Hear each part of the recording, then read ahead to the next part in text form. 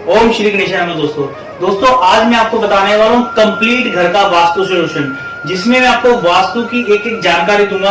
यदि आप कोई नया घर बना रहे हैं या फिर आपके पास कोई भी प्लॉट है या फिर आप जा रहे हैं घर खरीदने या फिर आपका जो घर है जहां आप रह रहे हैं उसका वास्तु आप चेक कर सकते हैं इस वीडियो को देख के कि उसका घर का वास्तु सही है। अगर वो सही नहीं है तो वीडियो देख के आप इस चीज का अंदाजा लगा सकते हैं आपको कहां से क्या चीज करनी है, कैसे क्या करना है, तो कैसे आपका घर का वास्तु सही हो सकता है। दोस्तों हमारे जीवन में जितना हमारे ग्रहों का प्रभाव पड़ता है उतना ही ये मान के चलिए, यदि आपके घर का वास्तु सही नहीं है, वास्तु में दोष हैं अगर आपके घर के, तो आप कितने भी अपने ग्रहों के उपाय करा लीजिए, कितने ग्रह शांति यज्ञ करा लीजिए, हवन करा लीजिए, कितनी ग्रह की पूजा करा लो, नग पहन लो, माला पहन लो, जब तक आप अपने घर का वास्तु सही नहीं करेंगे तब तक आपको कंप्लीट सोल्यूशन उसका आराम नहीं मिलेगा। आपको ये जानकारी होनी, इस चीज की जानकारी बहुत ही आवश्यक है कि जिस घर में आप रहते हैं उस घर की वास्तु की पोजीशन क्या है, क्योंकि आप अपना अधिकतर समय अपने घर पे ही व्यतीत करते हैं। आपके जितने भी जिनके लिए आप कमाने भी जाते हैं वो सब घर पे ही रहते हैं, आपके बच्चे, आपकी बीवी, माता पिता, और आप 2 टाइम सुबह और शाम का खाना भी घर पे ही खाते हैं। तो यदि आपके घर में वास्तु का कोई दोष है, दोष होने के कारण क्या हो सकता है कि जितनी भी आप चीजें वहां से ग्रहण कर रहे हैं, खा रहे हैं, आप रात को सो रहे हैं, आपके जो घर के सदस्य हैं उनमें कहीं ना कहीं उन चीजों में नकारात्मक उस चीज की ऊर्जा आएगी। वो ऊर्जा आपको प्रभावित करती है जब आप बाहर काम करने जाते हैं, जब आप बाहर कोई डील करने जाते हैं, वो सब पे इस चीज का असर डालती है। तो आपको अपने घर की वास्तु की पोजीशन, वास्तु की स्थिति भी संभाल के उसको सही करनी पड़ेगी। जब वो सही होगी तो आपके ग्रहों का मिलान होगा, ग्रह भी सही होंगे, वास्तु की पोजीशन भी सही होगी, उस समय आपको जो तरक्की मिलती है उसका कोई बयान नहीं कर सकता। दोस्तों जानने के लिए सबसे पहले आप क्या कीजिए, आप एक डायग्राम बना लीजिए, ऐसा डायग्राम में जैसा स्क्रीन पे बनाया है इस प्रकार का एक डायग्राम बना लीजिए। उस पर ऐसे ही दिशाओं का लिख दीजिए, उत्तर, पूर्व, दक्षिण, पश्चिम, चारों दिशाएं आप इस पे लिख के इस प्रकार आप इसको तैयार कर लीजिए डायग्राम।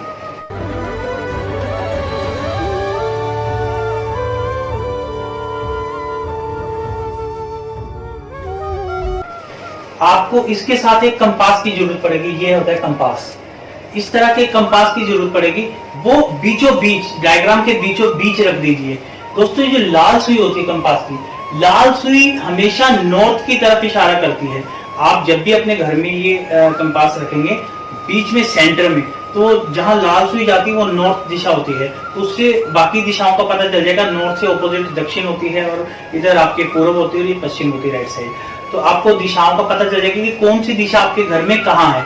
सबसे पहले आपको दिशा की, क्योंकि कभी भी कोई भी चीज का कोई भी वास्तु करता है, कितना भी बड़ा जानकार हो वास्तु का, सबसे पहले उसको जिस भी घर की या फिर जिस भी फैक्ट्री, दुकान, जहां भी स्थान की वास्तु निकालना हो, सबसे पहले उसको दिशाओं की जानकारी लेनी पड़ती है कि कौन सी दिशा में क्या चीज है।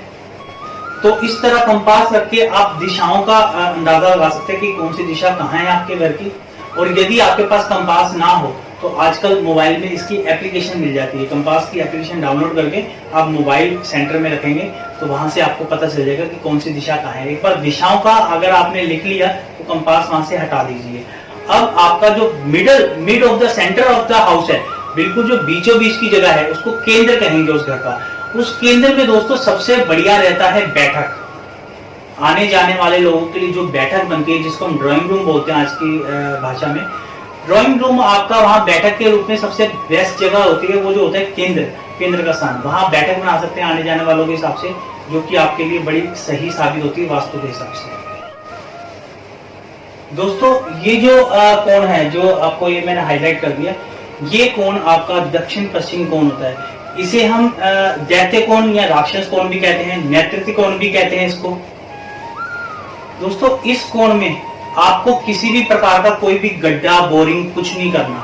आप इसमें अपना टॉयलेट, बाथरूम वगैरह कुछ भी बना सकते हैं, लेकिन इस कोण में आपको गड्ढा नहीं करना। गड्ढा करने के लिए आपको क्या है, उसका जो सेप्टिक टैंक होता है या फिर किसी भी प्रकार की कोई बोरिंग करवाते हैं, तो उसके लिए आपको पाइप लाइन खींच के यहाँ उत्तर पश्चिम कोण में लेके आना है। उत्तर पश्चिम कोण जो आपका वायु कोण होता है, इसमें ये वायु का कोण होता है। आपको किसी भी प्रकार का गड्ढा उस कोण में ना करके उसको लाइन खींच के यहाँ लेके आके इस कोण में आपको इसका गड्ढा, कोई भी सेफ्टी टैंक हो गया या फिर किसी भी प्रकार की बोरिंग होगी, आपको यहाँ करनी है। इसका क्या राज है क्या नहीं, इसके बारे में आगे आपको मैं वीडियो में बताऊंगा। और अब हम बात करते हैं उत्तर पूर्व कोण की। उत्तर पूर्व कोण दोस्तों, अगर मैं इस डायग्राम का अगर इस प्रकार करूं कि बीचों बीच से इसको पार्ट कर दूं, इसको 4 पार्ट में डिवाइड कर दूं, तो आप ये देखिए, ये जो हिस्सा है, ये लास्ट में ये वाला पूरा हिस्सा होता है ईशान कोण। ईशान कोण, जिसको हम दैवीय कोण भी कह सकते हैं। दोस्तों, इस कोण में आप किसी भी प्रकार की मूर्ति स्थापना कर सकते हैं, कोई देवी देवता बैठा सकते हैं, किसी भी प्रकार का मंदिर निर्माण जो होता है वो इसी कोण में किया जाता है। पूजा पाठ के हिसाब से ये सबसे बेस्ट कोण घर का यही होता है। पूजा पाठ यदि आप इस कोण में कोई भी मंदिर का निर्माण करता है, कुछ भी करता है, वो पूजा पाठ आपको जल्दी लगता है, उसका असर जल्दी होता है। क्योंकि अगर आपने इसका कोण गलत चूज कर लिया तो उसमें भी पूजा पाठ में बहुत बाधाएं आती हैं, घर में कुछ अनेक संकट आते हैं, नेगेटिव ऊर्जाएं ज्यादा आपको हावी हो जाती हैं। तो यदि इस कोण में आपका है और आप पूजा पाठ निरंतर रूप से कर रहे हैं तो उससे आपकी नकारात्मक ऊर्जाएं घर से निकलने के बहुत ज्यादा चांस रहते हैं, आपका घर पॉजिटिविटी आपको देता है। अब दोस्तों बढ़ते हैं, ये जो कोण है, ये कोण होता है हमारा दक्षिण पूर्व कोण। दक्षिण पूर्व कोण को, इसको पूर्व दक्षिण कोण भी कह सकते हैं। ये कोण कहलाता है अग्नि कोण। अग्नि कोण में सबसे बेस्ट होता है यदि आप किचन का निर्माण करें। जी हाँ, रसोई घर के लिए सबसे बेस्ट कोण यही है। यदि किसी की रसोई घर यहाँ होती है अग्नि कोण में, अग्नि कोण में रसोई होने का ये मतलब होता है कि अग्नि देवता का साक्षात आशीर्वाद, साथ में अन्नपूर्णा माता का आपके ऊपर आशीर्वाद। जिस इंसान के घर का किचन अग्नि कोण में होता है उस इंसान का अन्नपूर्णा का एक विशेष आशीर्वाद होता है। कहते हैं उसके भंडार, जो खाद्य भंडार होते हैं, वो कभी खाली नहीं रहते और उसके घर से कोई भूखा नहीं चलता। लेकिन दोस्तों, आपको एक चीज का और ध्यान रखना है कि इस कोण में आपको, अग्नि कोण में, पानी का स्टोरेज नहीं करना, जल का स्टोरेज नहीं करना। जल के स्टोरेज के लिए आप इसको उत्तर पूर्व या पश्चिम पूर्व में, यहाँ पे आप किसी भी प्रकार का जल का स्टोरेज आप कर सकते हैं, पानी का स्टोरेज। लेकिन आपको अग्नि कोण में खास तौर से किसी भी प्रकार का जल का स्टोरेज नहीं करना, और ना ही आपको राक्षस कोण में किसी भी प्रकार का जल का स्टोरेज करना है। ये दोनों स्थान पानी को स्टोरेज करने के उपयुक्त स्थान नहीं है बिल्कुल भी। यदि किसी ने ऐसा किया है कि किसी का अगर अग्नि कोण में पानी का उन्होंने स्टोरेज किया हुआ है, तो ऐसे में क्या होता है कि अग्नि और जल, जब अग्नि और जल मिलते हैं तो दोनों वाष्प बनती है। वाष्प मतलब गैस, एक गैस्ट्रिक प्रॉब्लम रहेगी। जो लोग घर के सदस्य होंगे उनको बहुत ज्यादा पेट में दर्द बना रहेगा, गैस की प्रॉब्लम रहेगी। तो गैस भी ऐसी वैसी नहीं, हाइपर गैस जिसको बोलते हैं, जो कि आपको डॉक्टर तक भी जाना पड़ सकता है। दोस्तों, इस चीज की गलती आप भूलकर भी मत करना कि जो राक्षस कोण वाले काम होते हैं, जो लैट्रिन बाथरूम में आपको बता रहा हूँ कि आप वहां पे आप बना सकते हैं, वो आप भूल के भी, क्योंकि कई लोगों ने, मैंने देखा है कि ये चीज आप कई लोग गलती करते हैं और उसके दुष्परिणाम भी उनको भुगतने पड़ते हैं। कि जो राक्षस कोण में काम करने वाले हैं वो आप ईशान कोण में बिल्कुल मत कर बैठना। लैट्रिन बाथरूम आपका कभी भी ईशान कोण में नहीं होना चाहिए। यदि किसी का ऐसा है तो वो टोटली बर्बाद हो जाएगा, टोटली बर्बाद हो जाएगा। ऐसी ऐसी भयंकर बीमारियों से उसकी मृत्यु होगी। तो ये चीज का ध्यान रखना है। आपका जो राक्षस कोण का जो कार्य है वो आप कभी भी भूल के भी ईशान कोण में कभी भी मत करना। इस चीज को आप गांठ बांध लो और ध्यान से सुन लो। जिन लोगों के घर में ये उनसे भूल हो चुकी है, जितनी जल्दी हो इस भूल को सुधार लें। क्योंकि अगर आपने कुछ खर्चे के लिए ये सोचा कि मेरा तोड़फोड़ करके कुछ खर्चा हो जाएगा, वो खर्चा बचाने के चक्कर में आप अपना जीवन से हाथ धो बैठेंगे। तो जितनी जल्दी हो सके ये आप भूल को सुधार कर लीजिए। दोस्तों, एक चीज का और विशेष ध्यान रखिए। ये जो मैंने हिस्सा, मैंने अभी एक लाइन खींची है, ऊपर मैंने लाल कर दिया, नीचे लाल, ऊपर लाल है, नीचे का नीला हिस्सा है। ये जो आगे का हिस्सा है ये आपके घर की स्थिति के हिसाब से कहलाएगा दक्षिण का हिस्सा, और जो नीले वाला पोर्शन है ये कहलाएगा उत्तर का हिस्सा। तो आपको जो भी घर का निर्माण कार्य करना है, जो भी निर्माण करना है, यदि आपको घर बनवाने जा रहे हैं या जिसका बना भी है वो भी कान खोल के इस चीज को ध्यान से सुने कि जो जितना भी घर का निर्माण कार्य है वो मुख्य रूप से दक्षिण में होना चाहिए। दक्षिण आपका जितना भारी होगा घर का, उतना आपके घर के वास्तु की सेहत के लिए अच्छा है। और उत्तर जितना हल्का होगा, उत्तर में जितनी कम कंस्ट्रक्शन होगी, जो नीला वाला पार्ट है वहां पे जितनी कम कंस्ट्रक्शन होगी उतना आपके लिए फायदेमंद है। क्योंकि अगर आपने दक्षिण ही रख दिया तो ये लगा लीजिए, दक्षिण होने से दक्षिण स्थान जो होता है वो होता है प्रेतों का। तो आपके घर में प्रेतों का बहुत ज्यादा, अगर आपने उसको हल्का रखा, उसको भारी नहीं किया, तो प्रेतों का आगमन बहुत ज्यादा हो जाएगा। ऊपरी साये की नकारात्मक ऊर्जाएं बहुत ज्यादा आपके घर में प्रविष्ट कर जाएंगी अगर वो हल्का हुआ तो। उसको जितना हो सके भारी रखिए, और उत्तर दिशा जो नीले वाली है उसको जितना हो सके हल्का रखिए। ये वास्तु के हिसाब से जो ऊपरी साइड जो नेगेटिव नकारात्मक ऊर्जाओं के हिसाब से बहुत बेस्ट होता है। इसके साथ साथ आपने एक चीज का और ध्यान रखना है कि जो घर का जितना भी वजनदार सामान होता है, हैवी सामान होता है, हैवी सामान सारा दक्षिण साइड करिए। तो आप इसमें एक चीज और भी कर सकते हैं कि आजकल रूम्स के अंदर भी आप अलमारी रखते हैं, फ्रिज रखते हैं, कई लोग काफी सामान रखते हैं घर में भी। तो घर का जो रूम होता है, रूम का वास्तु निकालिए, रूम के अंदर का जो दक्षिण का हिस्सा है, तो रूम के अंदर में भी वो आप कंपास रख के उसका निकाल कर दक्षिण हिस्से में ही जो वजनदार सामान है, अलमारी वगैरह जो भी आपने रखी है, तो वो दक्षिण में रखो। उत्तर का हो सके जितना हो सके उसको खाली रखो, हल्का रखो, तो वो आपके लिए बहुत शुभ है, आपके घर के वास्तु की सेहत के लिए बहुत लाभदायक है ये चीज।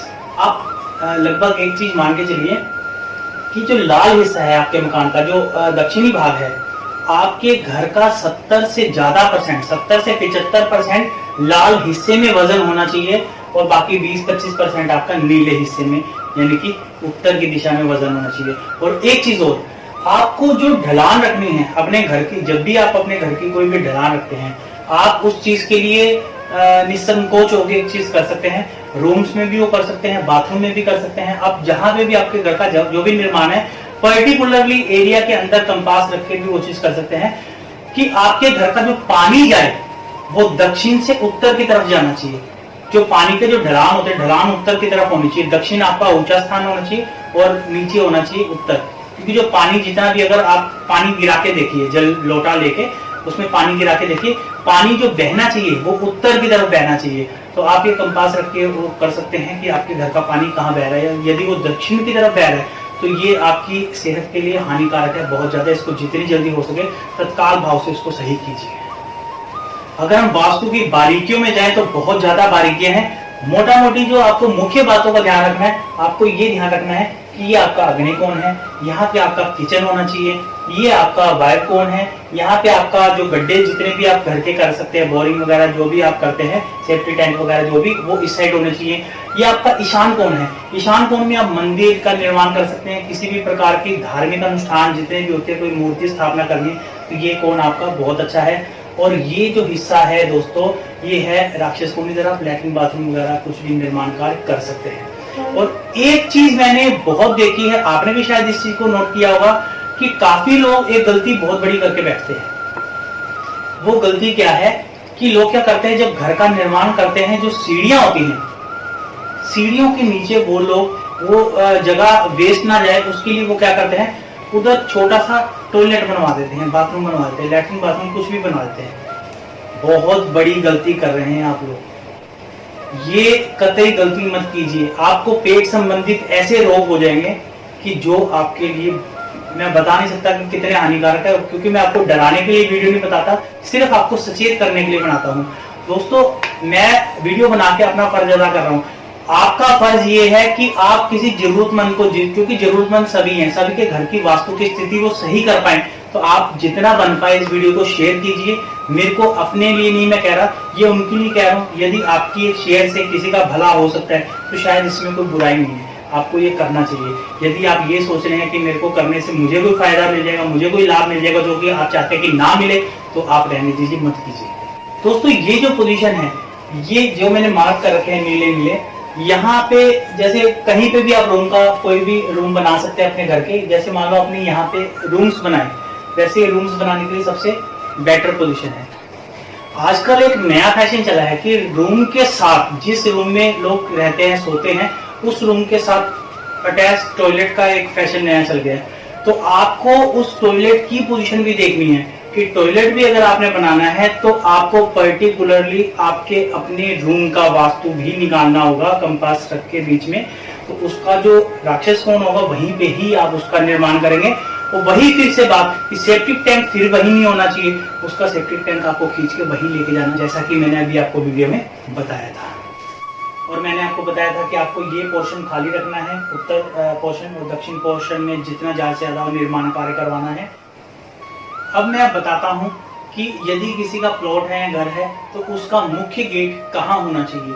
यदि किसी के घर का मुख्य जो उसका जो गेट है वो पूर्व में है, तो पूर्व में कोशिश करिए कि बीचों बीच गेट, यहाँ पे बीचों बीच गेट होना चाहिए, उसका सेंटर में, एकदम सेंटर में होने से हालांकि पूरा पूर्व भी बड़ा अच्छा शुभ माना जाता है, लेकिन जितना उसका सेंटर लेंगे तो प्योर पूर्व हो जाएगा, जिससे कि आपको सूर्य का पूरा फल मिलेगा सूर्यमुखी घर होने का।